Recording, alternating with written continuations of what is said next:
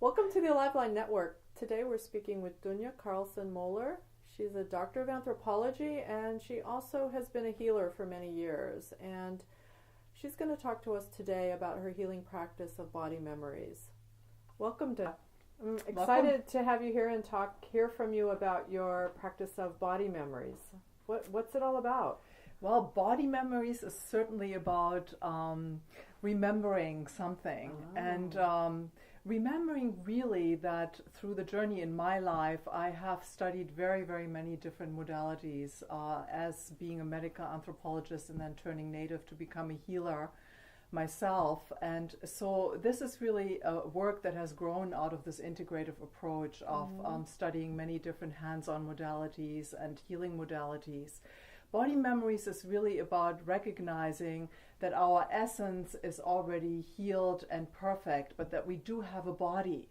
And this body is like a diary and carries certain memories. And some of those memories are really fun and other memories are not so fun. And those are experienced in constrictions and pain or dis-ease.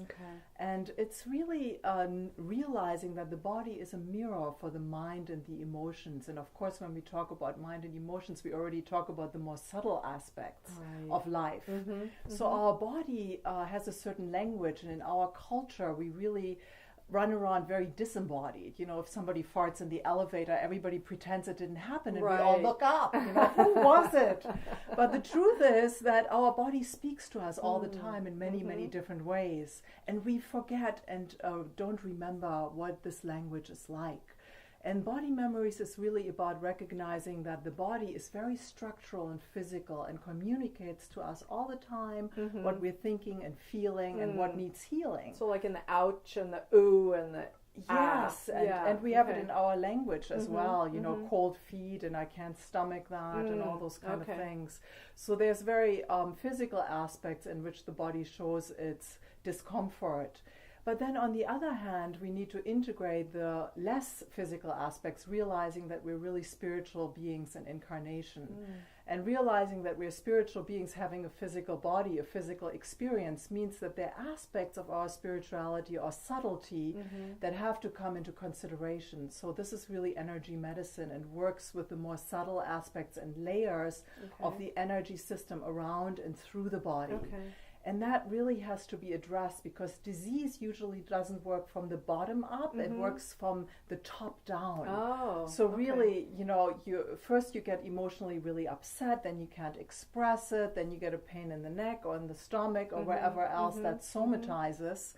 And then we have to work with really being detectives. It's like, you know, knowing a good wine. You ask for the year and when did it happen and how was the sun. So it's the same thing. You know, you're asking like, well, when did it happen and what were you thinking and what were you feeling and who was there? So the context is very important that a dis-ease happens in. And from there we can extrapolate and sort of find out and recognize what the healing and feeling that is needing to happen is which path it should take. So the body is always the tool, but then, you know, it's a hands-on work and you really allow the cellular tissue to talk to you, tell its stories and you follow it. And it's really one of the modalities that I love because I always studied very structural approaches like Rolfing and postural integration, and then I studied more energetic approaches like Jinshin Jitsu and Reiki and unlimited body. And now I'm recognizing that both of those approaches are absolutely equally valid and they need to be there in one modality. And that's really body memories. It's really looking at the body and loving it and looking at all the signs and reading it. And then also using your subtle touch and using your subtle aspect to communicate with a person's spirit and subtle aspect. Sounds wonderful. Talk a little bit about the results your clients get from your sessions. Yeah, it's really quite incredible results. I was working with somebody yesterday and she came in with really intense neck pain, and within 3 minutes of the session, her body, just by allowing the cells and the subtlety of the energy field to listen to the touch. Her whole body started undulating from the inside out. Her neck started going in preferred direction.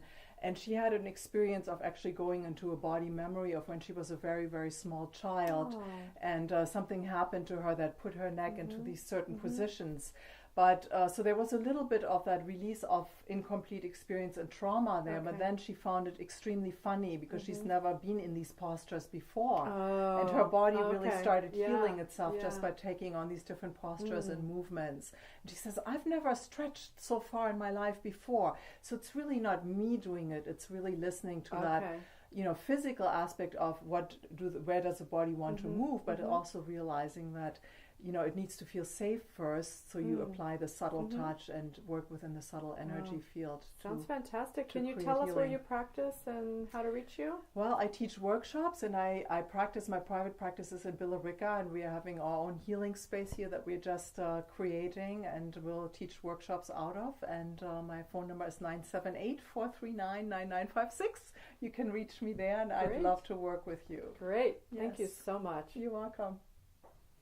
That was really interesting to hear Dunja's practice of body memories. Stay tuned for the next interview. Dunja is a multifaceted healer, and she's going to talk to us about the art of natural breathing. Thank you and goodbye.